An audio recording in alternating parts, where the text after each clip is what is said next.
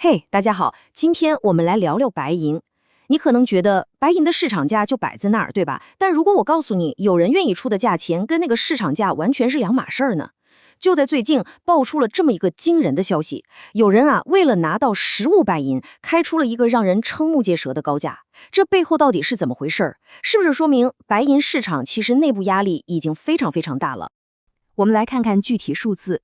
当时纽约的官方白银现货价格大概是每盎司75美元上下，这个价格其实已经不低了，对吧？但是呢，有一些神秘的买家，他们出的价可比这个高得多得多。但问题就来了，他们到底愿意多花多少钱，就为了能把实实在在的白银拿到手呢？答案是83美元。每盎司83美元，你算算，这比市场价高出了整整8到10美元。我的天，在商品交易这个圈子里，这么高的溢价真的是非常罕见。这只能说明一件事儿，这些买家是铁了心儿，不惜一切代价也要拿到现货。那这么劲爆的消息到底是从哪儿来的呢？这可不是什么小道消息或者市场传言哦，这可是第一手资料，来自一个正在秘鲁一线工作的人。这位消息人士呢叫大卫斯坦，他是谁呢？他是库亚 Silver 这家公司的 CEO。这家矿业公司最近刚刚在秘鲁投产，所以你看，他可不是那种坐在办公室里看数据的分析师，他就是那个直接接到这些疯狂报价电话的当事人。而且这事儿发展的特别快，你看这个时间线就知道了。上周五，两家信誉很好的中国大公司联系了他。结果刚过一个周末，到了周一，又有一家印度公司打来电话，开出的条件也差不多。他们的目标都非常明确，绕开市场，直接从你这个矿主手里买走15白银。这就让人想不通了，对吧？一个很自然的问题就冒出来了，这些可都是大型工业公司，他们为什么愿意多花这么多钱，多付这么高的溢价，而不直接去公开市场上买呢？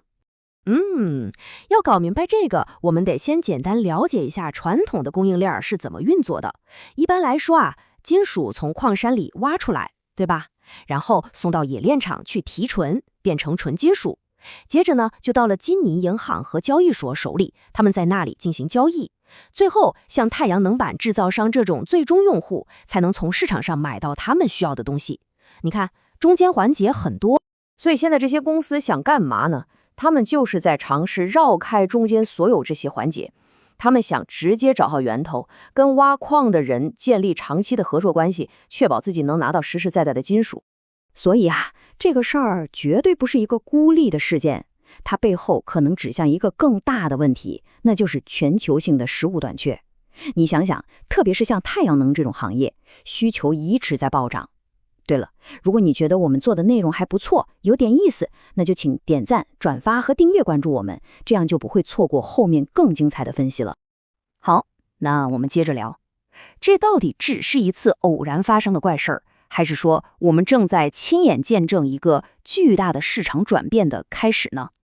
我们来听听当事人，也就是大卫斯坦自己是怎么说的。他说现在这种事儿发生在我们身上了，而且是连续2天。那你就可以说它是个常态了。现在看起来，这更像是一种新的趋势。你看，连他自己都觉得这事儿不简单。其实这种行为模式在其他关键金属领域我们已经见过了。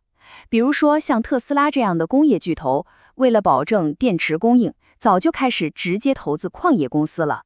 而现在呢，看起来这股风潮终于刮到了白银市场，太阳能和电子公司也开始直接跟矿主签合同了。好了，说了这么多，那对我们来说，这一切到底意味着什么？为什么这件事对白银的未来这么重要呢？关键点其实非常清楚。第一，工业用户对15白银的需求可以说是到了不顾一切的程度。第二，他们愿意支付的价格远远超过了我们看到的那个所谓的纸面市场价。第三，他们正在非常主动地绕开传统的供应链。这一切都可能预示着大宗商品的采购方式正在发生一次根本性的结构性的转变。这就给我们留下了最后一个也是最引人深思的问题。当这些工业巨头，也就是白银最大的消费者，都开始直接去矿山抢货的时候，这会不会是全球白银热潮的开端？我们是不是即将见证这个世界上最重要的金属之一迎来一次彻底的价格重估？